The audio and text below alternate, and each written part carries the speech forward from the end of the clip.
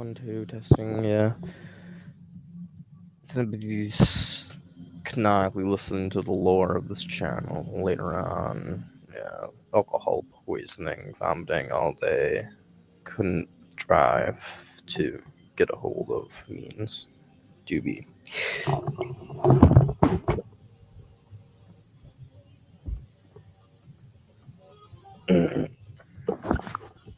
Is rearranged though for Monday.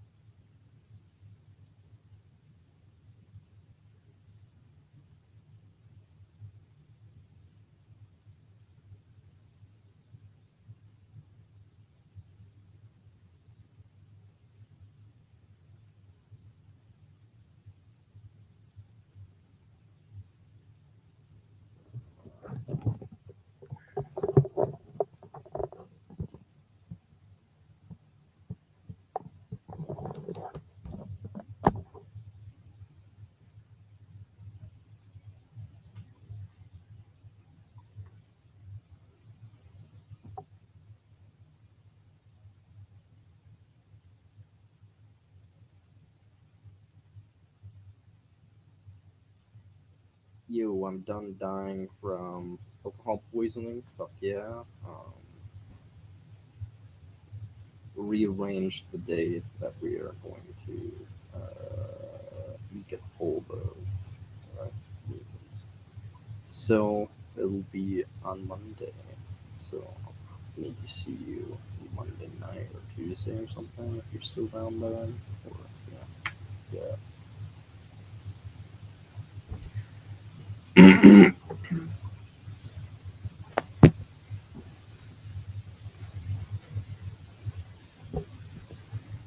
mean, obviously we're gonna talk like now till then and shit like that, but like I'm just letting you know.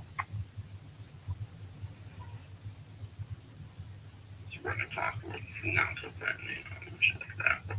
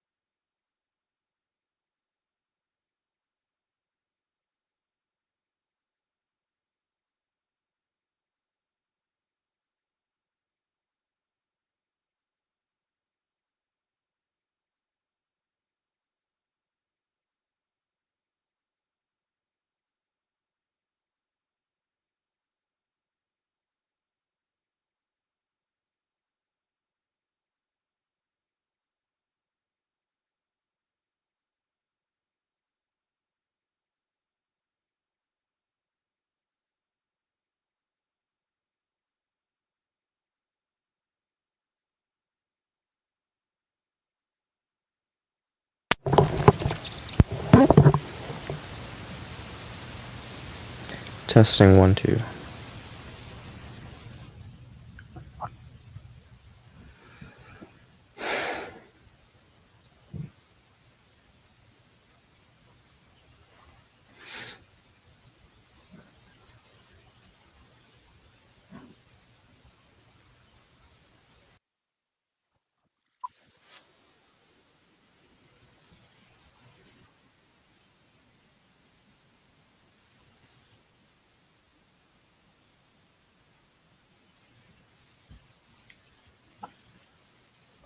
Not gonna lie, technology has its merits. I mean, it definitely does. Since there's no argument against it, it's just the expansion of human will. You just get more for less. Humans obviously want more for less. Nobody is going to opt to use inferior farming tools when they could have multiple AI driven combine harvesters operating off of a satellite to work for them.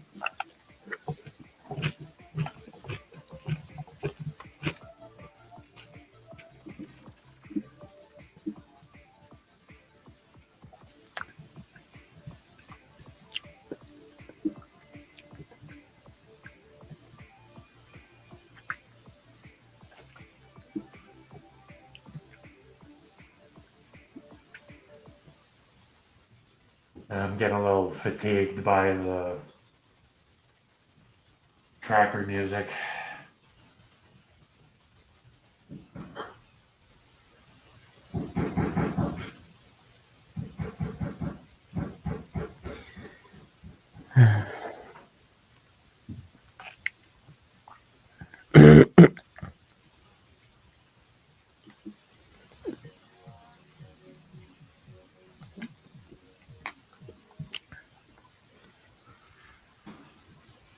Are you an EFIList, by the way? I've seen some guy mention that a couple times. I have no idea what that means.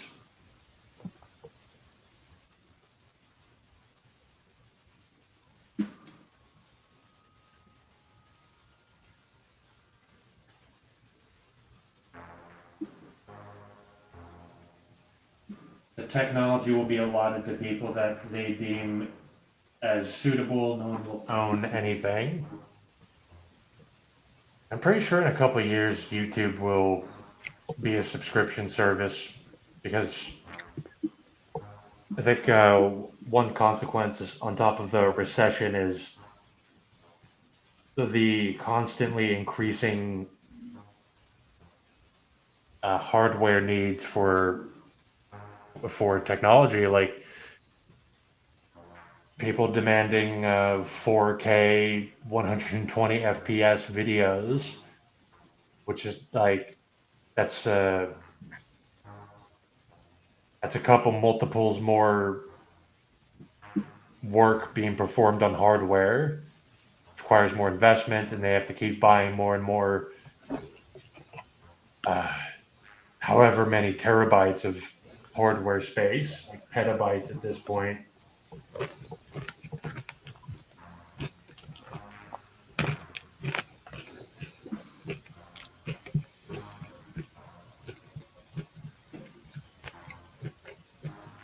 Yeah, I don't get YouTube ads. I just update uBlock Origin and use Firefox. So I don't see ads.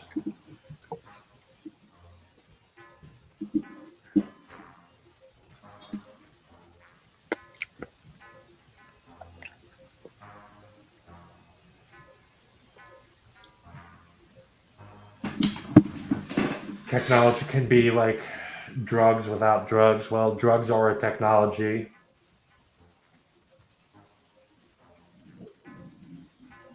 Technology isn't just electronics. It's also organization methods, like like religions.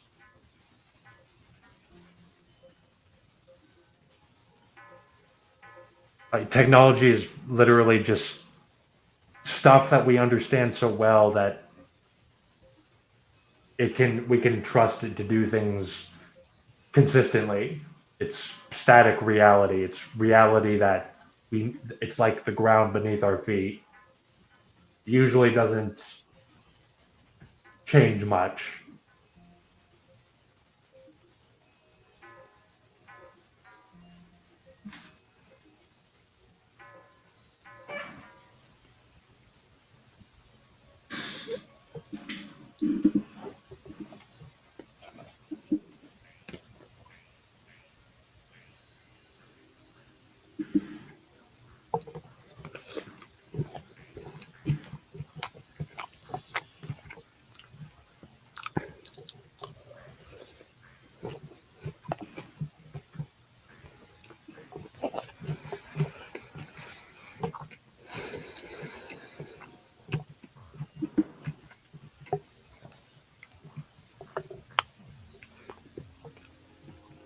Oh, motherfucker.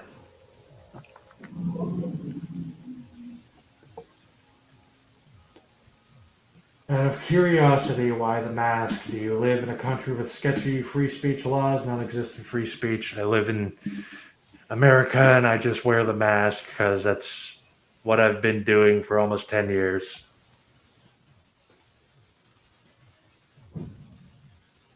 That's pretty much it. There's no deep reason. I don't even really care about concealing my identity. My full name is available. Doesn't matter.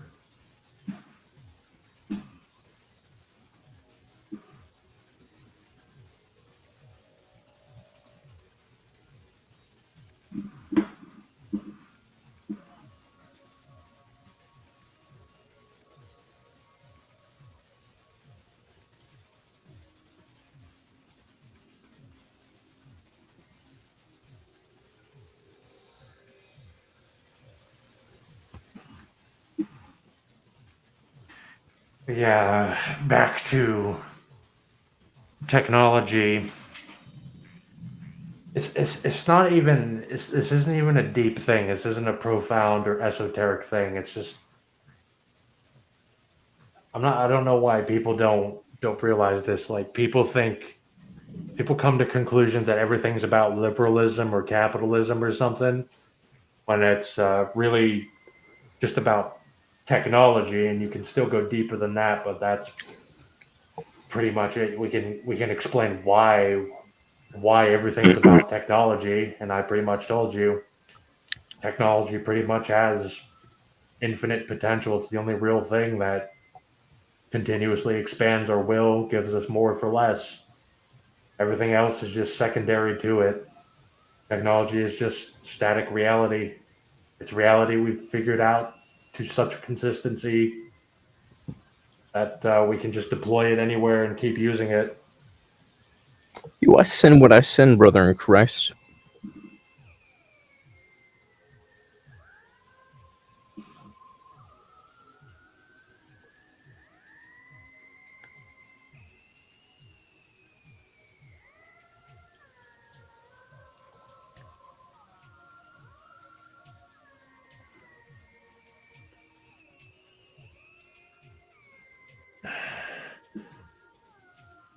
Homicidal ideation. A lot of people have homicidal ideation because we live in a society. It's that simple.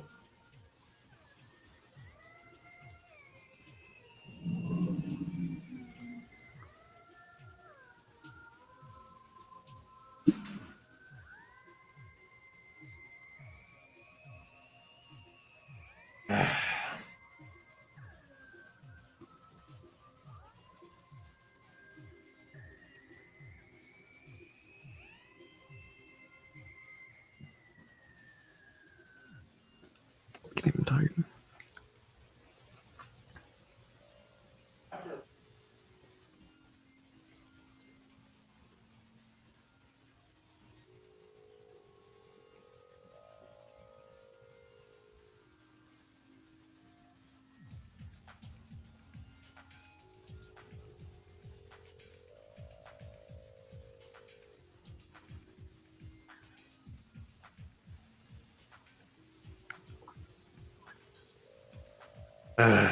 I'm also still learning Beethoven. When it comes down Hegel and to it, all that, and making progress been on on the FBI watch list for a long now ass able time. to describe a lot Doesn't of really matter phenomenon though. through Not long. pure terms, like determinate, indeterminate, negation, sublation, equivalence.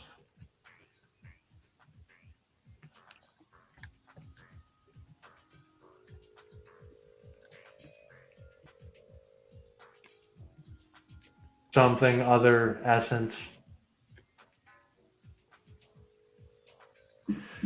My channel is about mental illness and how life is a pointless adventure full of unnecessarily suffering. You tear things apart just to suffer another day. Yeah, well, society is propelled by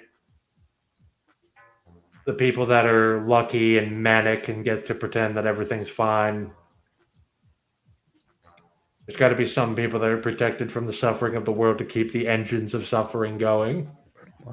Because they're just going to look at it and they're going to say, there's no suffering because I'm not feeling any. I don't feel any suffering, so there isn't any. And that's genuinely how human society has always worked.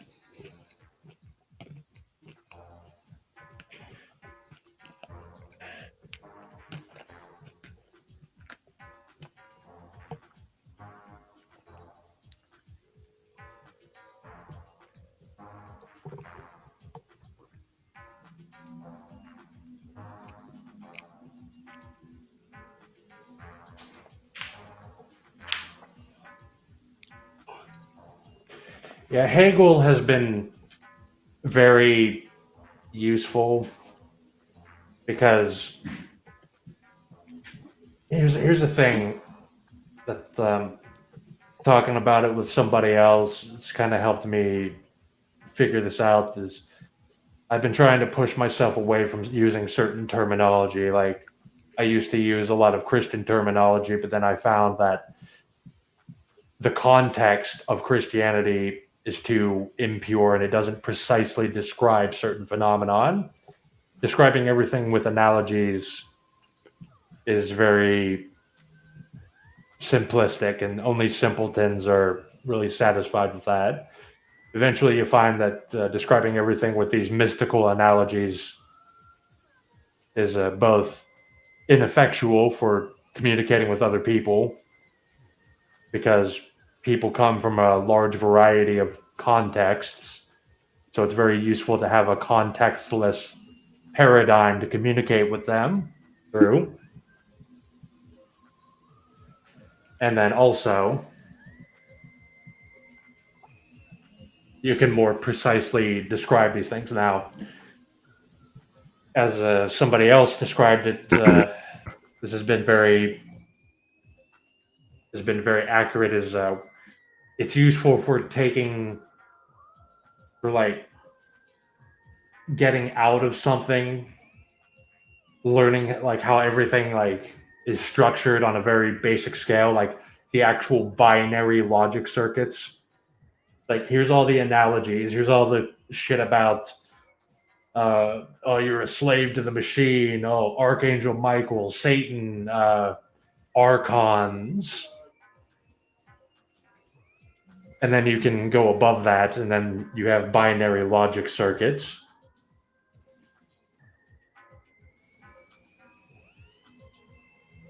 Like everything's ones and zeros.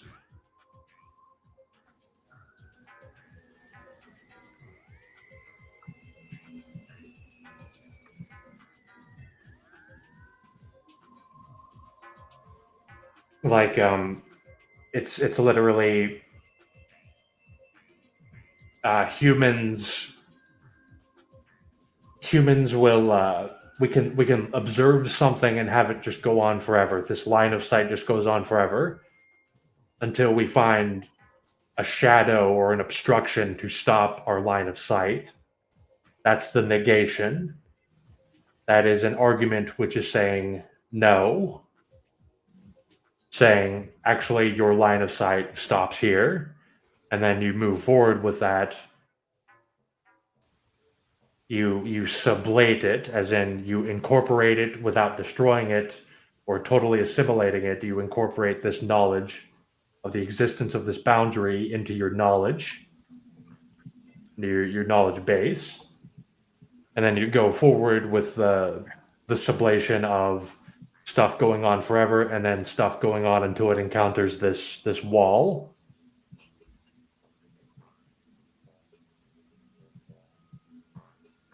Ciao, the volcano. Humans are fundamentally operating off of binaries like light and shadow, infinite and then finite. And then a problem that I've been finding with a lot of people is I refer to this as people taking, or Christianity refers to this as like taking false gods, believing that other things are like God. And then the purer term for this is they believe that something goes on infinitely. And the reason that people believe that finite things go on infinitely is they haven't sufficiently measured it. They haven't been negated. They haven't been told, no, this thing is not infinite. That's the negation. That's the argument being proposed.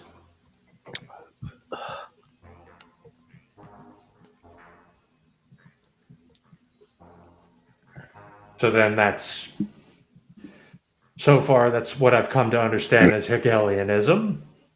It's the science of logic. I'm very lazy, and I didn't really do a lot of the reading myself. I did read, but this is mostly learned through talking to people. So hopefully, I've explained the science of logic from Hegel, because this is the purest form of human logic. Beneath all the appearances, like there's determination, there's indeterminance.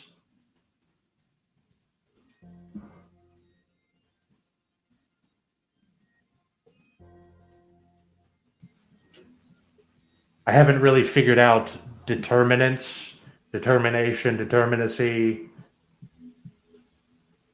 so much, and indeterminants. That's a bit tricky. Then there's essences, that if something exists, that implies the existence of something else. If there is a man, that implies the existence of a woman, and then that's why in fiction you will have these episodes where there are female counterparts to the male, because the male implies the existence of the female. The light implies the existence of the shadow, or the light implies the existence of different colored lights.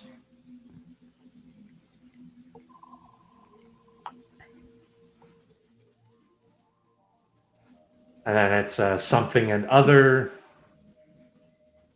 Like this, I'm still trying to learn it. It's kind of difficult to wrap your brain around, but this is the science of logic. This is the most pure form of human logic.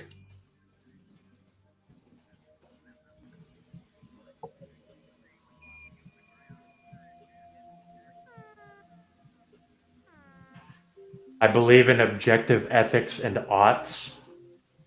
Okay, so another thing that the science of logic helps eliminate is presumption, because there are points where literally anything could be acceptable. Like, let's take for example the Ten Commandments. Thou shalt not kill is actually a mistranslation. The first commandment is actually thou shalt not murder. It's actually okay to kill. This is a problem that people commonly have with the Ten Commandments, is they don't realize that like they think it's so absurd. Like, thou shalt not kill. What the fuck? What if you have to kill an animal? It's like, well, yeah, it's a mistranslation. You actually can kill an animal that's threatening your village. You just can't, murder a fellow person in your tribe. That's generally bad for the tribe, for murder to be okay, that people should be deterred from doing so. I believe in the prevention of suffering too, but sometimes in this world we don't live in a perfect world. There are times where people experiencing nothing but pleasure leads to them creating suffering for others. So those people have to experience suffering, and if you operate off of that, then sometimes it's actually okay to cause suffering. This is why presumptions are presumptions lead to you making these statements that are going to end up being incorrect in other contexts.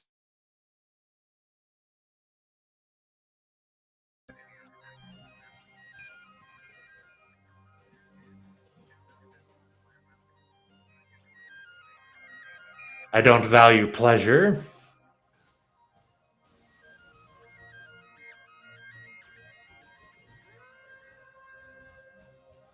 I read somewhere from an Orthodox saint that suffering is a blessing because it helps us into heaven or something.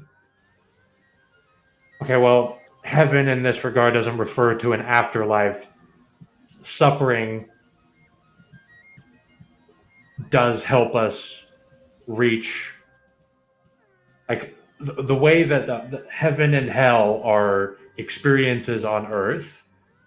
So people saying you're going to go to hell if you do that, that is actually referring to, they probably don't even realize this, the people telling you this, that is referring to a chain of causality which will lead to you being in a very horrible place. And then heaven is obviously, the opposite of that.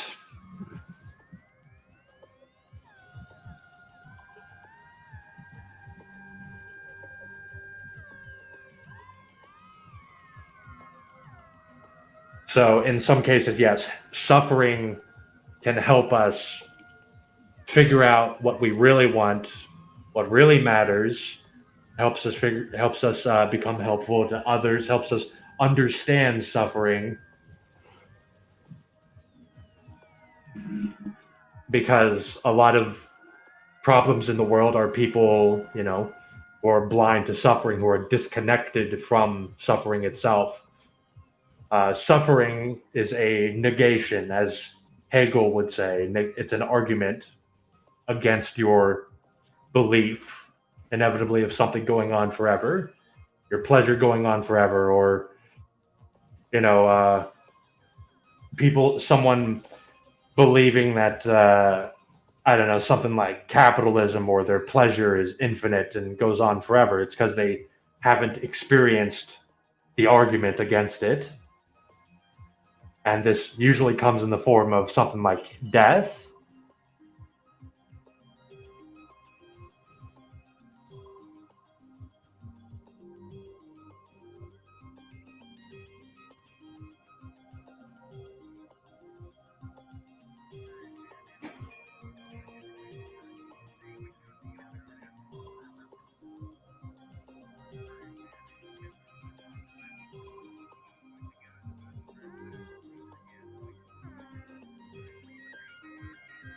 The Orthodox say there is heaven and hell in this life, and depending whether they are eternalists or universalists is another story. I agree suffering can be useful, though through great suffering comes great peace, or you crack two eggs to make an omelet again. I'm not. No. See, I would be against suffering, whether that results in like the end of all life or the modification of life to not experience suffering, because humans are incapable of enjoying paradise because of our various mechanisms which lead us to feel things like boredom. not finding novelty in the same blissful things happening over and over. So the conclusion is either, end all life or modify life so that everybody is okay with just sitting and relaxing. Everybody just sits and everybody's fine, and that's it.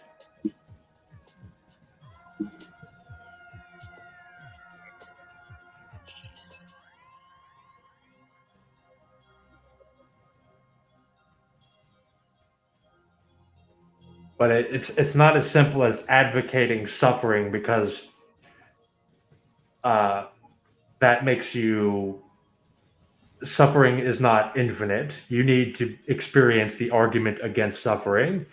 You need to see what happens when you just infinitely deploy suffering, and like the wrongs that causes, to see that it's not infinite, it's not the solution to everything, it's not the only thing you need to trust or know. Like that,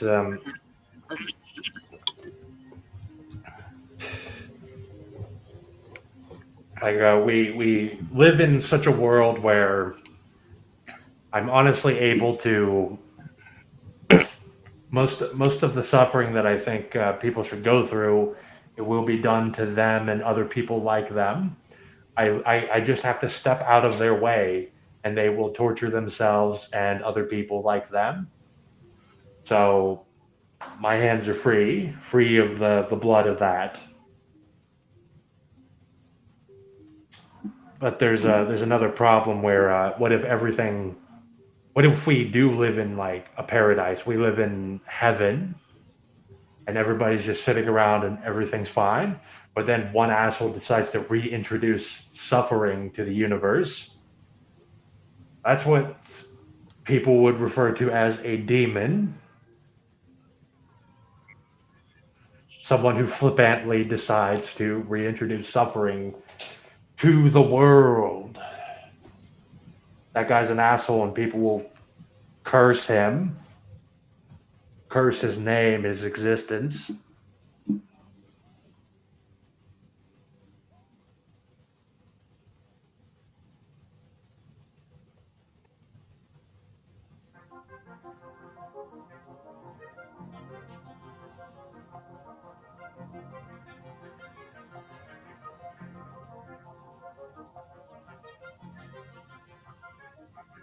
I mean, I'm fine. I'm fine with ending all life. If somebody causes World War III, then great, because humans are just going to create more suffering. We're going to create artificial intelligence that can experience such profound suffering that we need to. That like robots would be justified in rising up and killing us.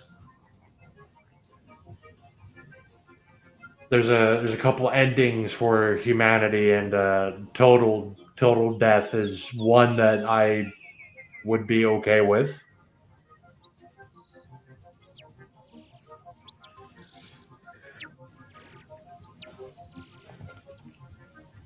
Let's see, to those human beings who are of any concern to me, I wish suffering, desolation, sadness, ill treatment, indignities. I wish that they should not remain unfamiliar with profound self contempt.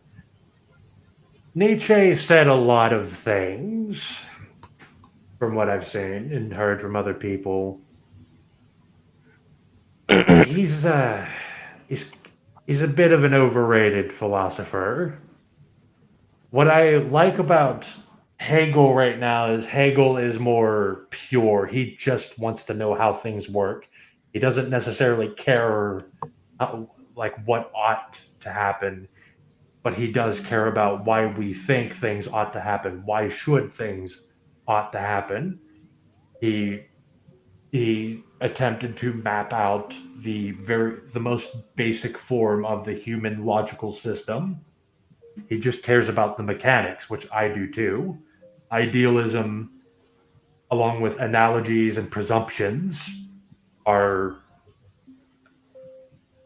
they're very low tier compared to just caring about the mechanics.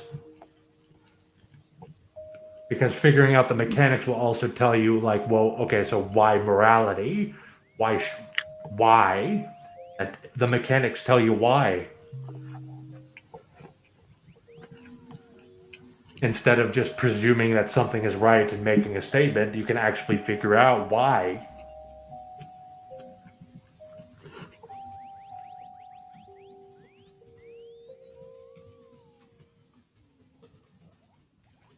To me, it's Nietzsche or Christianity. Well, I mean, that's not a choice that a lot of other people have. I think you should just expand your perspective.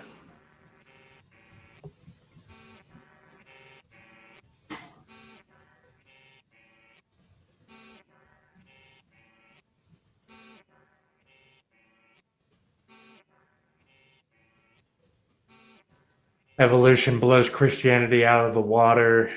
I wouldn't necessarily say that, because you have to understand that Christianity is basically a historical, psychological, philosophical scripture, the Bible. You have to understand what they're trying to say, and honestly, the Bible honestly ends up being very simple and obvious once you understand the mechanics behind everything. Things like analogies, aesthetics, power dynamics, these are all very low tier compared to understanding the mechanics. Like these things stand on the ground of the mechanics. If you try to cling to the stuff that stands on the mechanics will be pulling you around and you won't know why. You'll be clinging to things that are moving on top of other things instead of like actually zeroing in on the actual mechanism. We can talk about angels and demons and shit all day, but analogies are very lazy and power dynamics are really boring. And like for example, go through my YouTube shorts. I made this so easy for everybody. They're 1 minute videos. I talk about angels, demons. I talked about the Archangel Michael. I talked about God. I talked about how God is basically a conception of grasping what the infinite actually is and being able to realize all these other things are finite. It's a capacity to hold things against actual infinite, to realize that they're not infinite, to take things like your pleasure or suffering or a group that you're a part of or an ideology or just any way of doing things or how things look. You can hold it up to the infinite in your mind, and you can know, yeah, this obviously isn't the infinite.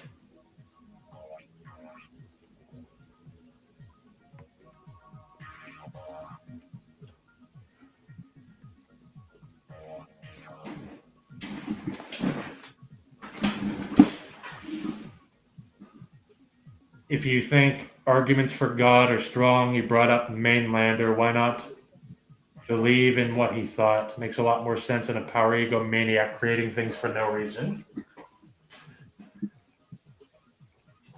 That's not okay. So don't disregard the opinion of people that misconceive like the actual teachings of Christianity, etc.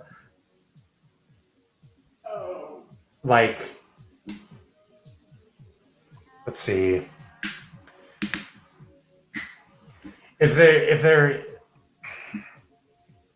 it's not really that there's a God with a human mind that had an intent and purpose. Understanding God and knowing His plan is just basically a fancy way of saying, of like understanding the universe to figure out how it all clicks together. And then revering and worshiping God is to just realize that there is like no concept. There's like nothing that actually goes on forever. There's nothing where it's, this is all I need to know. If I just use this, it will like be useful in all situations. That's it.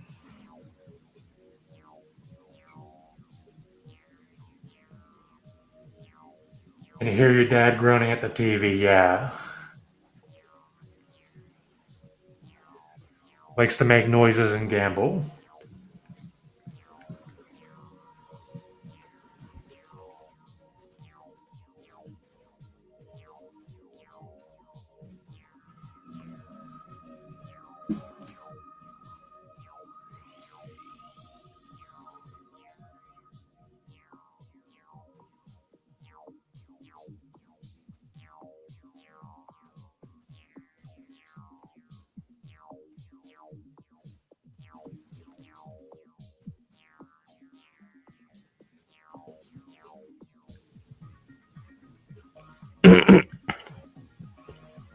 Like, if you're new to this channel, like, just go through my YouTube shorts real quick.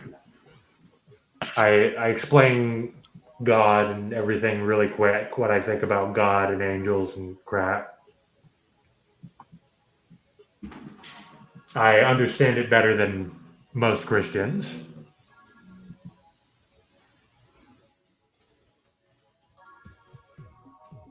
Also, magic isn't real. Magic is not real. The closest thing to magic is the stuff that, like, I'll just put it this way: there's nothing which defies the laws of physics. Nothing in history has defied the laws of physics. Nobody has ever shot a fireball out of their hand by using their mind.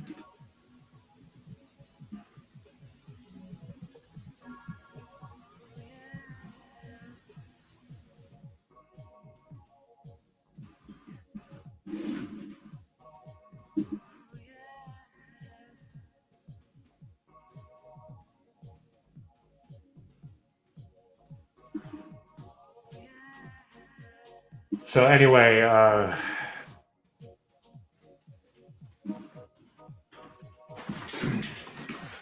like I made that one video about how people who haven't really figured themselves out or the world around them, the reason that they kind of do weird stuff like throw temper tantrums, try to intimidate and coerce you, they just kind of like on the verge of having an emotional breakdown. They're just doing, sometimes it's basically them just doing a lot of these strategies to figure out how to measure you and see if you go on forever. Humans do this with a lot of concepts. We do it with people, we do it with concepts. Now, people who truly know God know that there is nothing like God. So, validation by your group, the pleasure you feel, the spite that you feel because of your history, the believing that like capitalism explains all things in the universe, fucking believing that everything's about Christianity or liberalism or whatever. These things are people believing that there is no limit to these things. They haven't completely measured this. What makes like a wise and intelligent person, if I could dare fucking call myself that, is you eventually go through the world measuring so many things and finding out their limit. You find their finiteness, and you eventually build a world of a bunch of finite things, and you have it all measured out, you have it all mapped out, whereas other people are still operating off of the presumption that like the suffering they felt in their childhood infinitely gives them just cause to do fucking whatever they want and poison all of their intentions and actions with spite and bitterness from their past. Now, in my explanation of that, I used some Hegelian terms like limit, measure, because these things are very helpful. These things are very pure.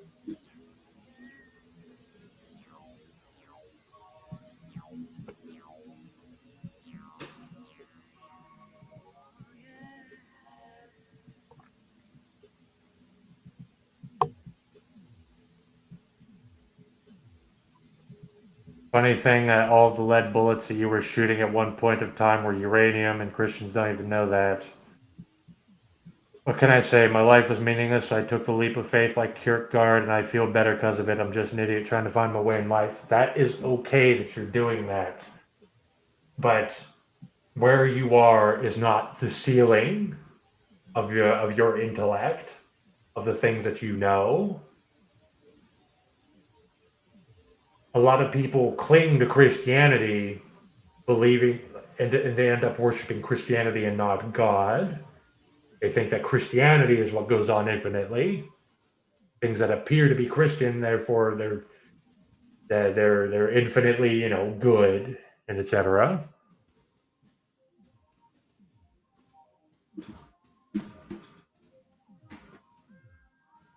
You will eventually figure out what.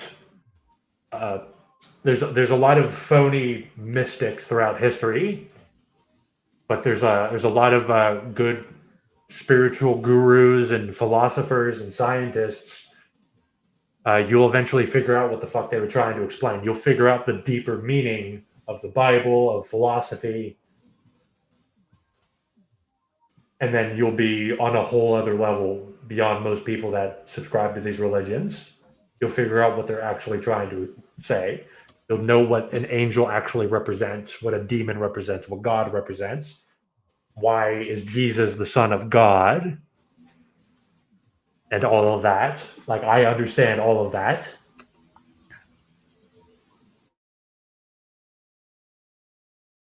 And I didn't learn that just from I read the Bible. It definitely helped, but it also came from a lot of things.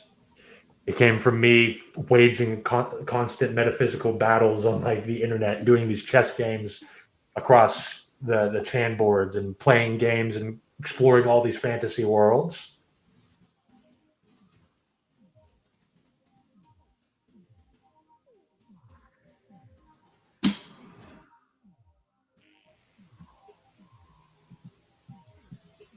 You will the way to enlightenment is apparently to eventually have measured everything. You get thrust into these environments, into real wars, into spiritual wars, into get enslaved, into wage slavery, get into arguments with people online,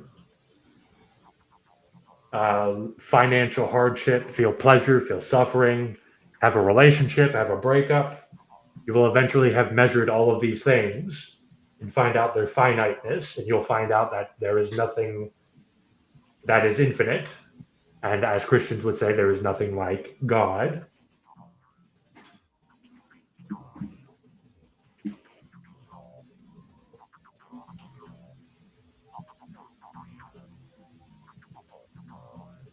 I'm an anti-theist, misotheist, and feeling action, but I don't know if it's either a random reaction or a divine suicide which made the universe. I mean, the universe, like physics is part of the story, right? Like the basis for our entire existence, the foundation for it is like thermodynamics. Humans are thermodynamic machines. So just pure, like even rocks are potentially conscious because they have these molecular reactions of charge constantly occurring just like we do. Your emotions, the emotions that you're feeling right now, is the result of like molecules interacting with each other the same way that like any chemical reaction happens in unconscious chemical elements. So part of that's a reason for that's a reason for everything in the universe. Like, why did the universe come into be? Well, fucking just chemical reactions, I guess. It didn't really have a mind. There's no real story that has to be told. And the way to understand the story or God's plan, figure out God's patterns that he put into the universe, all that is just understanding how everything works. That's it.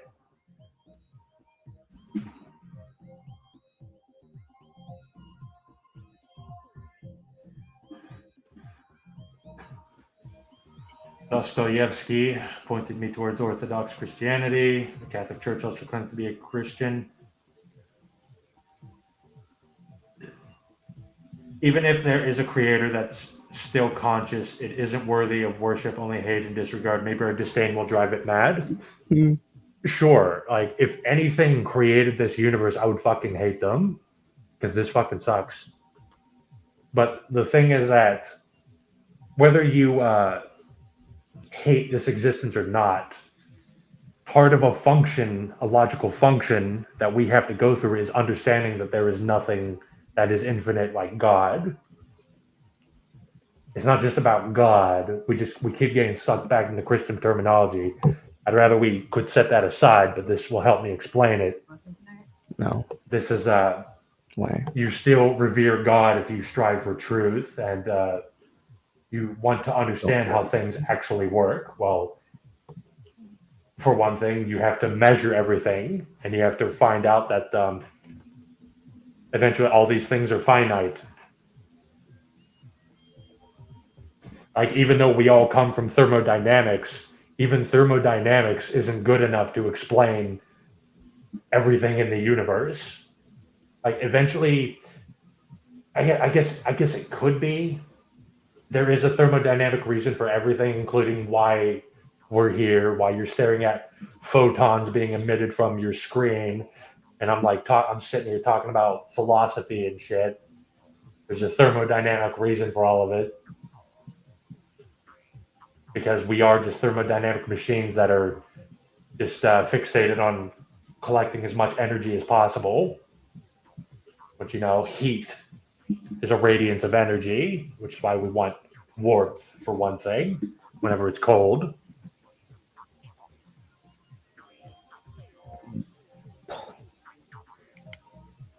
So what you're saying is I should keep reading philosophers but put Nietzsche on the shelf? I think idealism, there's going to be a stage in your mental development where idealism isn't good enough.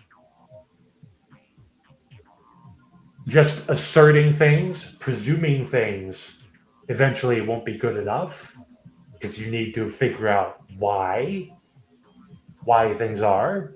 Will this cure like depression or urges of suicide? That depends on your fucking living conditions. Like, I'd still fucking blow my brains out if shit got worse, no matter what, because that's the reality, is that we're majorly just part of the current situation that we're in. We're constantly being programmed by the world around us, and we're basically thermodynamic meat machines that learn to be semi-programmed by the external world.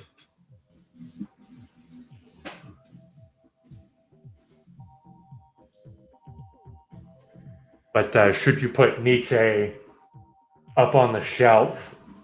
I don't exactly know what to propose to you as an alternative. I would like to, since you've been reading the Bible, I don't know. Hopefully these videos are help you figure this out, because I explain the meaning of Jesus. I can explain to you why the whole deal with Jesus being the Son of God.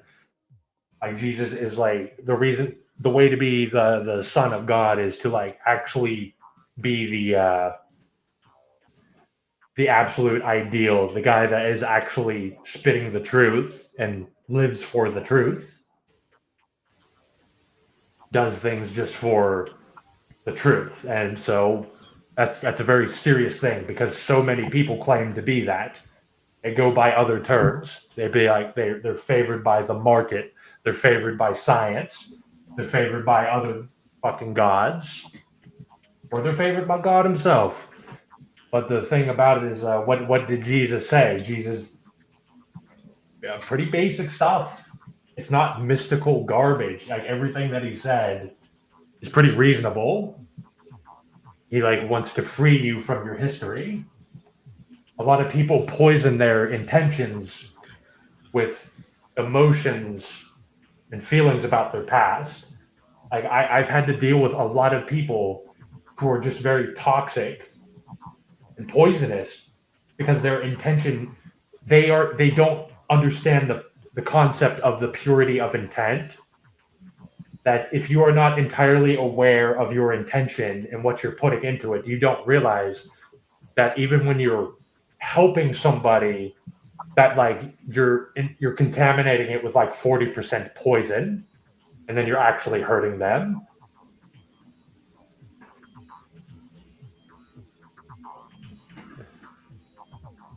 So one way to remove that, you have to really introspect.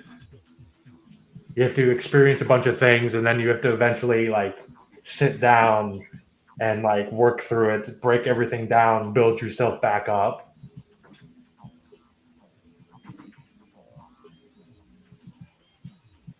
A lot of people are just completely oblivious. They believe that their suffering from something in the past just goes on forever. People make a lot of mistakes because of their history. Like when Jesus argued for people to be spared, he wasn't just permitting people to do whatever they want. He wasn't saying it's okay to be a dirty hobo or it's okay to be a whore. He was saying, this woman is ready, is genuinely remorseful. She was put into a situation she didn't want to be in. She doesn't deserve getting stoned to death for this. She is free of her history. She's not a whore.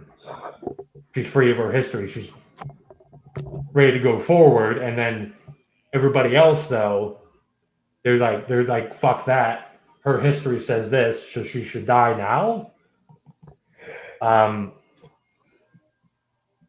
A lot of people, you can talk to a lot of people, they're fucking crazy, and they just throw temper tantrums.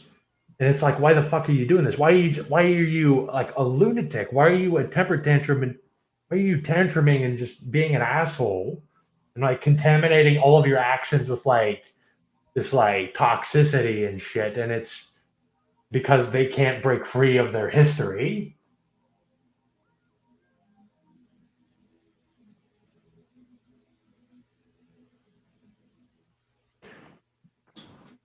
And it's not just because there's lessons of the past that are productive for us to learn.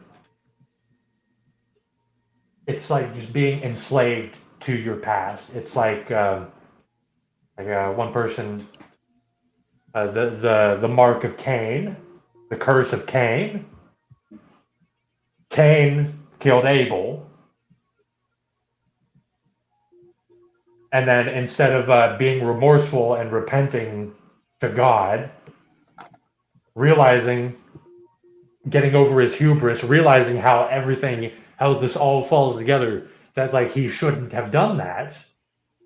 That things would be better if he didn't do that. Instead, he snubs God and then walks the earth forever, bearing the curse, and all of his actions and his thoughts are contaminated by this shit that happened to him in the past. The grudge, the pride, the hubris. He bears the curse forever.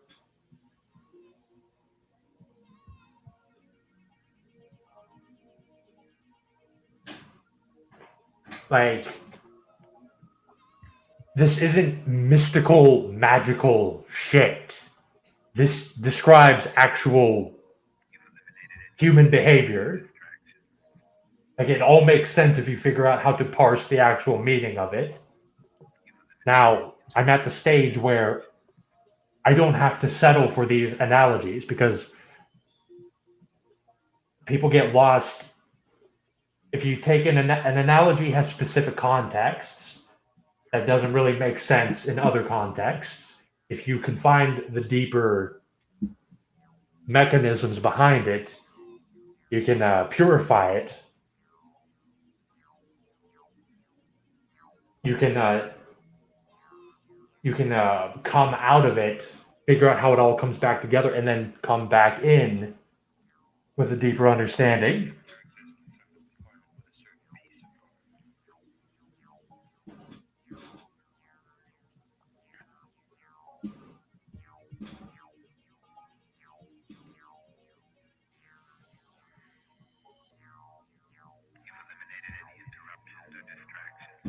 Anyway, so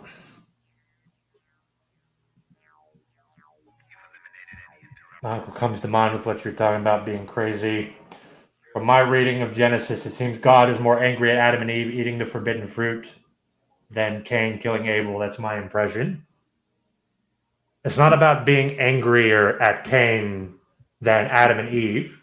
It's that Cain refuses to reconcile with like the order of the universe, the way everything actually works. He simply can't get over that he literally killed his brother for a stupid reason and that he shouldn't have done that. There are many people. Cain describes a fundamental part of the human condition. People bear the mark, the curse of Cain, the curse of not being able to escape your history, not wanting to reconcile, to repent.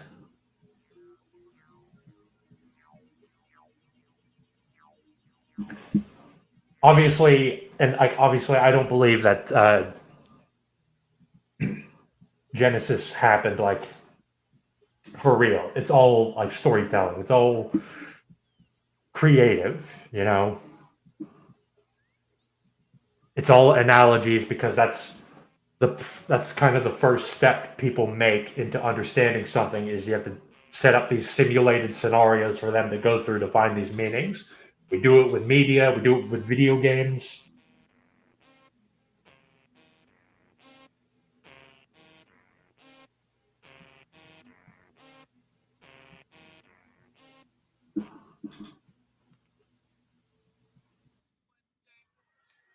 Like nothing that I'm saying is really crazy. There's also a lot of parts in the Bible that are basically just desert survival strategies that don't really matter in the real world. You also need that kind of historical context. You're not Jews living in the desert. You don't have to worry about eating pork, whatever. It's a desert survival strategy that's heavily contextual to the time they were living in. For them, it was a matter of life and death. For us, not so much. So whenever you only rely on the Bible, then you're going to fucking infinitely trust shit like that. You're going to be like, I'm not going to eat pork because it says so in the Bible. And it's like, no, see, this is the limitation of the Bible. This is when you're worshiping the Bible or Judaism or Christianity or Islam instead of worshiping God. Spell. You're not completely measuring these scriptures.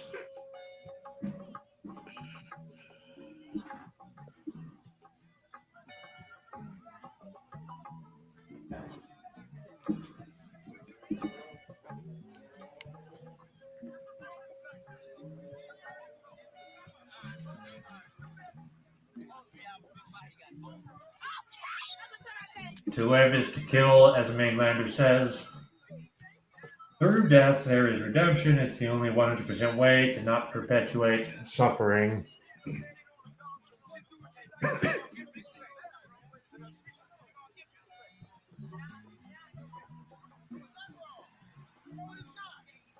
What if a couple defenseless kids rely on you for survival, and your death results in their suffering? But I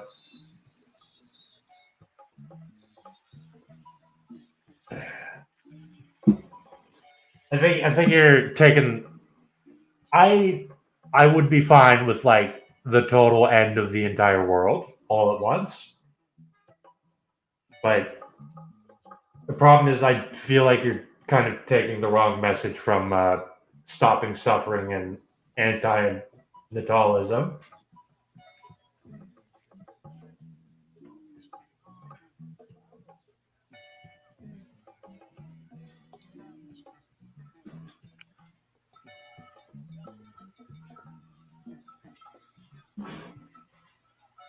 Paul said it's okay to eat pork and not be circumcised. Circumcision is a big debate in the New Testament. I'm not familiar with that, but if that's the case, that's good. Apparently, a lot of people are fucking idiots if they miss that part where somebody says that you don't have to be circumcised and that you can eat pork.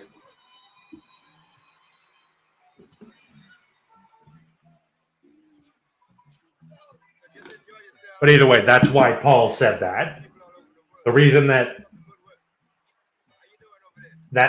is why Paul said that, because just trusting the Old Testament isn't really worshiping God. It's just worshiping these fucking worthless notes that some men put together.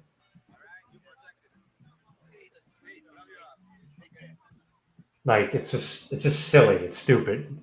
Humanity can't be saved by inane rituals and aesthetics, dressing up like robes and kneeling and praying fucking 3 times a day.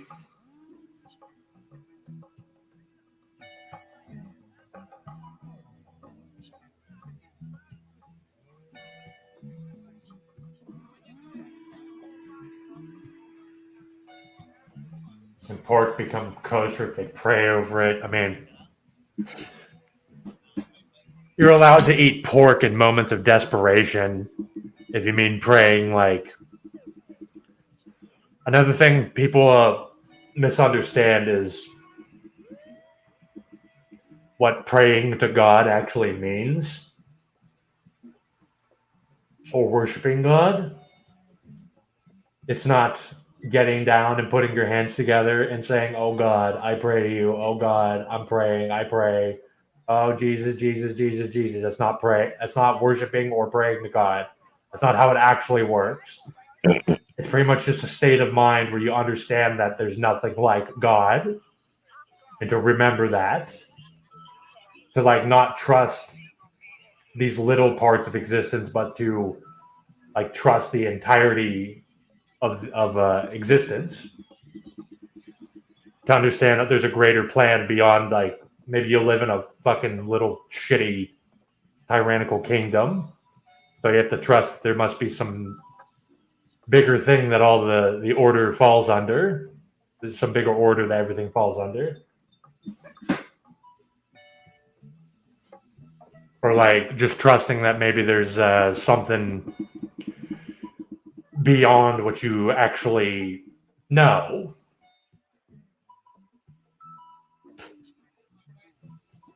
Like praying isn't actually like I could say that I have prayed, but I didn't literally do this. Get down and pray. Oh Jesus, Jesus, Jesus.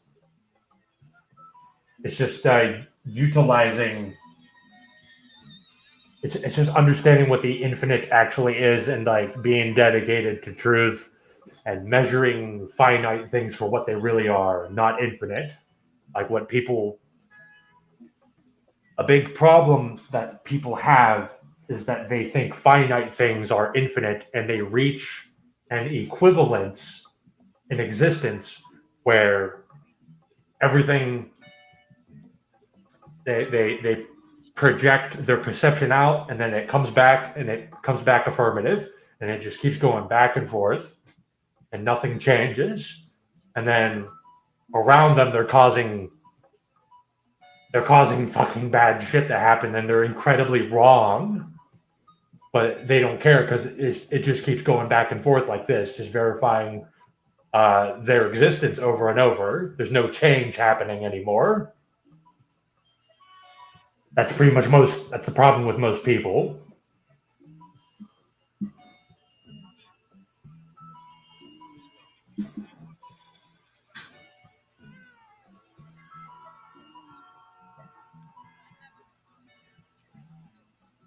I'm in dire straits, my automatic response is to pray to Jesus despite my non-belief. So the thing about that is that is basically a way to order yourself in a time of chaos, of internal chaos. You can do it with a lot of things. At one of the worst times in my life, what I did was I turned to programming because it brought order to me. I wanted to be part of a system that made sense. Just put into a perfect order to contain me, contain the indeterminacy I'm feeling. So what you're doing whenever you're praying to Jesus in a very bad moment of your life is you're giving order to yourself. It's like listening to music. One of the ways that like I've calmed down from drug trips is listening to music. Because one of the times after I did acid, after the acid wore off, my brain was fucked. Like I couldn't make sense of anything. My brain was like totally decentralized, unconnected. It was just chaotic.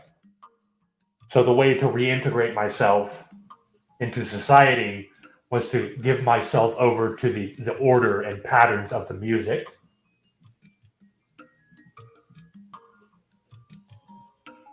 Listen to the music now. I mean, this music's a little chaotic, but you're being reordered in the melody, the pattern. Music is very ordered.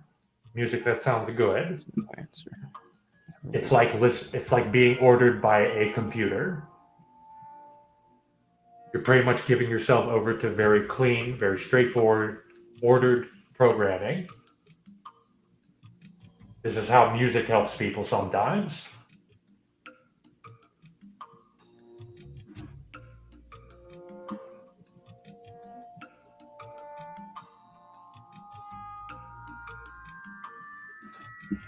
So, though what you're doing there, it doesn't have to be you praying to Jesus in order to get that order, because I resort to things that are not that to do the same thing. If that works for you, that's fine, but I'm just explaining to you like the actual mechanism of what's happening there.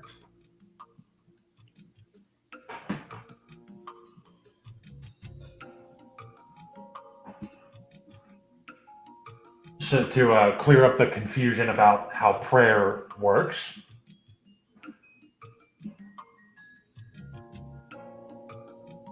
the last time I prayed was after having a conversion with a Mormon. Told me if I genuinely prayed, God would answer. So I asked why my friend needed to commit suicide earlier this year genuinely. Okay, well, Mormons are a fucking cult, so I wouldn't trust Mormons. Like, Mormonism was started by a fucking sex cultist who idolized like the worst parts of Jews being the chosen people. He wanted his people, his cult, to be the chosen people that are infallible. Like, you can do wrong things against other tribes members, but everyone else, fuck them. That's what people idolize whenever they start taking the chosen people garbage.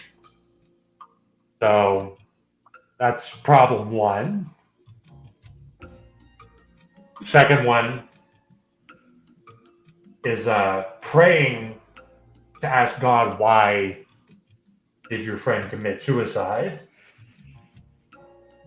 That is literally just going to be you. You probably have been doing this, going out, trying to understand reality and existence, to figure out why that happened. If that is what you were doing, that is you asking God, why did that happen? And I don't know if you got an answer or not, but it's literally just logic and like science is thinking. in the meanings that you derive, that is you asking God and getting an answer.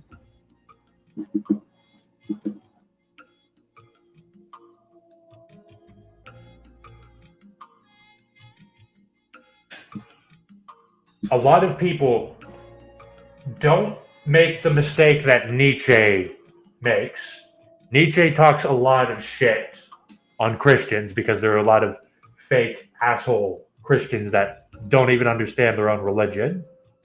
They don't understand what the religion is trying to communicate.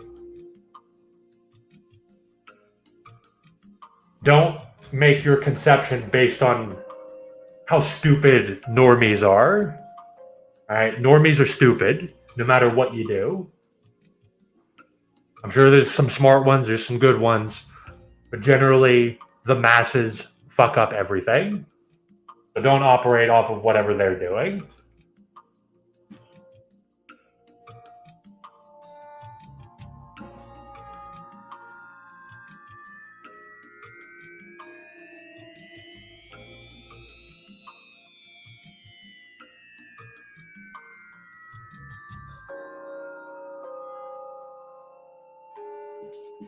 I've gotten messages from the Orthodox Jesus, but you can argue they are just coincidence. Well, I don't know what you mean by that. A lot of people, like, is it full on like schizophrenia messages? Because a lot of people get those, or a lot of people get like almost drug-like sensations where they want to believe that something happened, and the sensation just gave them enough of a stimulation that they can just say that something happened off it. I'm not saying that's what happened to you, but this is what a lot of people mean when they say that Jesus talked to them. Like normally,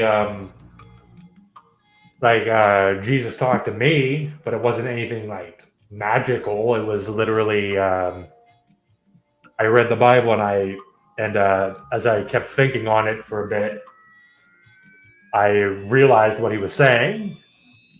I realized the lesson that was supposed to be imparted by it. More like dreams? Yeah, well.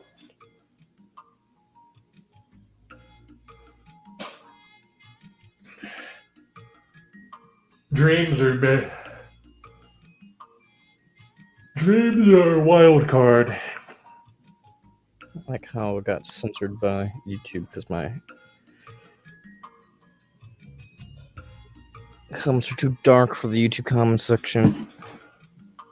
There's not much to say about it. It very well could have been a coincidence. There are a lot of times where I received a dream and like I got exactly what I needed to hear. The most recent thing that I had was I had that one dream about my sci-fi story, and that inspired me to write several chapters for it. Like that was exactly what I needed, but I would still call that a coincidence. It's like AI and humans do the same thing, just blending. Whenever an AI chatbot or an AI image generator, they do what we do when we dream. It just takes the information that it has and it just blends it all together in some semblance of a pattern to form. It'll take some Duke Nukem from over here. It'll take some Invader Zim over here, and then it'll make like a bigger picture off of some kind of logic. Turn up this.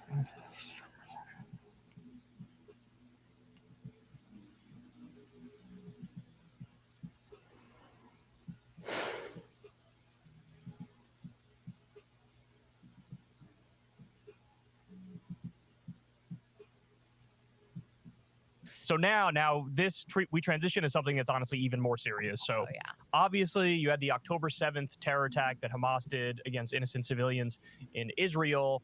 And since then, what we've seen is just we snapped right back into 2003 style hysteria. Everybody remembers what it was like on like 9/12/2001. And for years after that. everything was hysteria and mania, and we need retribution and retaliation and revenge, and everybody kind of turned their brains off and was acting very emotionally. And what's interesting is that in this instance, that reaction is not just happening in Israel, it's also happening in the United States of America. Now, we're going to talk more about this with Omar Badr. We'll get into interesting details on this front. But I wanted to talk about this resolution that just passed the House. So the way it's being labeled, the way it's being discussed is a Hamas sanctions bill. Now, stop and think about that. You're a congressperson and there's a Hamas sanctions bill that comes up. What's your instinctual reaction? Vote yes, vote yes, vote yes, vote yes. But in reality, when you get to the specifics, it's a Hamas sanctions bill and an Iran resolution. And when you get into the details, as pointed out here on Twitter by Michael Tracy using the text of the bill, one of the provisions of this bill is that the U.S. will use, quote, all means necessary to prevent Iran from obtaining a nuclear weapon. All means necessary. All means necessary. So, in other words, well, let's start with the obvious here. We had the perfect solution to prevent Iran from getting a nuclear weapon. It was called the Iran peace agreement that Obama and John Kerry negotiated. And according to the IAEA, the International Atomic Energy Agency, Iran followed that agreement to a T over a dozen times when they went in to verify it. Trump gets in there, rips it up. Biden runs for president and says, I'll get us back in it. He gets in office. He doesn't get us back in it. Now, all of a sudden, they're passing a hawkish bill where they're like, if we determine that we think you're on the verge of getting a nuclear weapon, we'll go to war against you. So the point here is, this looks like laying the groundwork for Israel's bombing campaign continues in Gaza. Hezbollah might jump in more directly. Iran might jump in more directly. Assad in Syria might jump in more directly. And this now gives us the pretext to go, we don't need a new resolution voting to forthrightly declare war with Iran. Yeah. We already passed this resolution that says all means necessary to prevent them from getting a nuclear weapon. And all you need to do is say, they're this close, so we have to do it. And so basically, in the dead of night, in the hysteria after this attack, they're laying the groundwork for another endless war. And in this case, it would be far, far worse than Iraq. It would be a way worse war than Iraq. Anyway, your thoughts? They've also laid out the legal justification for, another path they could take here, which is that we've got American troops in the region. They're already coming under threat from Iranian proxies like Hezbollah. And so since our people are under threat, that gives them the green light to act for a certain period of time without even going to Congress. So they've already laid out that legal justification, both in articles and already in, some of the official actions that the White House has taken. I just would urge everyone, we put this up on the screen during the Breaking Point show, take a look at all of the military assets, Haaretz had a great map of this, that have been moved into this region. It is astonishing. You now have 3 U.S. naval groups in the Mideast. You have them planning for a range of possibilities, which could go from, just serving as a deterrent. We're just here, so, you guys think twice about what you're going to do, to being engaged in an all-out regional war, or to, having to quickly evacuate our citizens from the region in an event of a regional war. We've already told Israel that if Hezbollah fully opens up another front, that yes, we would get directly involved in the hostilities. So, this is an incredibly dangerous and, very possible reality. And when you see resolutions like this flying through the House under this new House Speaker, who is a total religious fanatic Christian Zionist who, has already been on the phone with Netanyahu, et cetera. And you hear also things, the justifications that are being given in terms of, did you see this guy, Brian Mast? He's the one that wore the IDF uniform. Yeah, he said Palestinians are Nazis. Yeah, and that there are no innocent Palestinians. I mean, the level of rhetoric is so terrifying and, yes, so reminiscent of post-9/11. And let's also be clear about this. There's a million articles out there now saying Iran-linked militia attacked United States. Iran-linked, Iran-linked. And that is all towards the same goal, which is at a moment's notice, we could jump in and attack Iran and say, well, it was defensive. It was defensive. The fact of the matter is the connections are far wider than they make it seem, right? Like when we're talking about Hezbollah, they are a non-state militia in Lebanon. They are their own thing. Are they allies with Iran? Absolutely. But the idea that there's like a one-to-one connection there is just not remotely true. And even we saw this with the Hamas attack too. All these articles, Wall Street Journal came out and said Iran was actually directing this and helping them set up for it. Well, guess what? Come to find out, the U.S. intelligence agencies had information that Iran was shocked by the scope and the scale of the Hamas terror attack. Right. So it was not that they were involved in the planning of it. Again, I want to be clear, they are allies. So yeah, there was commentary coming out from Iran like, we support our brothers in Hezbollah standing up to design this or whatever. Like they made commentary like that. But the idea that they were directly involved in it is not true. And so now every time you see Iran-linked, understand the game that's being played. It is very similar to after 9/11, first we invaded Afghanistan, and then they had to build the case. We got to go into Iraq. Saddam Hussein had something to do with 9/11. Saddam Hussein was working with Osama bin Laden. None of that was true, but they didn't care because the goal was already said beforehand that we want to topple Iraq. It was in that list of the different countries that the neocons wanted to topple. Yeah, and that's exactly what we're seeing now. Iran is on that list. By the way, Yemen already came out. The Houthis in Yemen already came out and said we're declaring war on Israel, and they're launching missiles against them. But they're not saying we need to go topple Yemen. But hold on, by your own logic, you're saying if somebody attacks Israel, the U.S. is going to jump in. But you didn't say Yemen. Why? Because that's not the one of the countries that's on the list. That's not Yemen the big daddy. Yemen is a poor. Well, technically they are our enemy, but Saudi Arabia, if anything, they were bombing them relentlessly.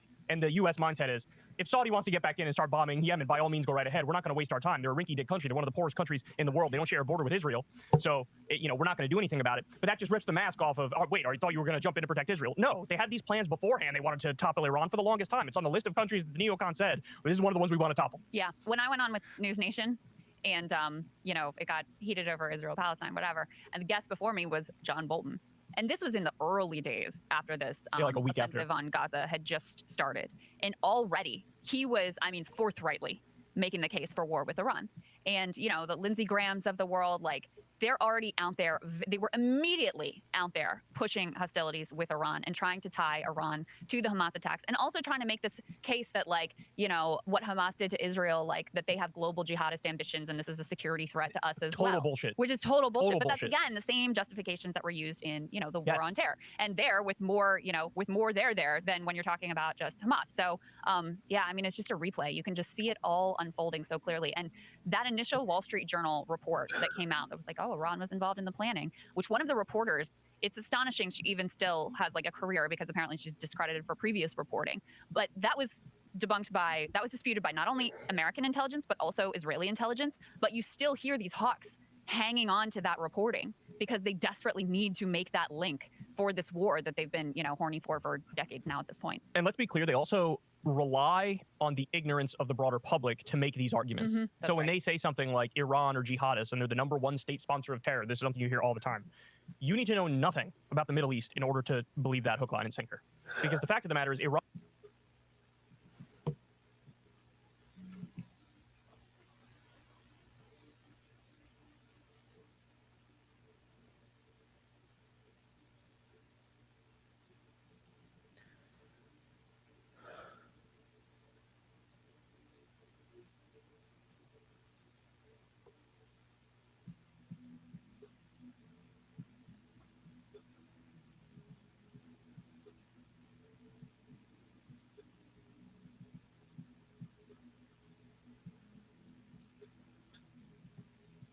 Yo, but that's when you're talented. Well, and one of the things is they didn't have the internet or anything to really distract them back then, right?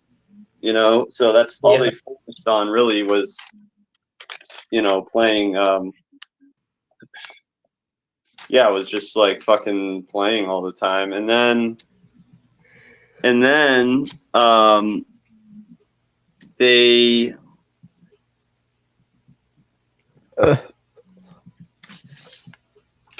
They I don't know. They had the influence of the Cuban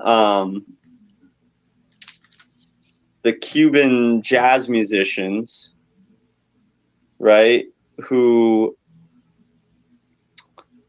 they came over to Jamaica due to the embargo on Cuba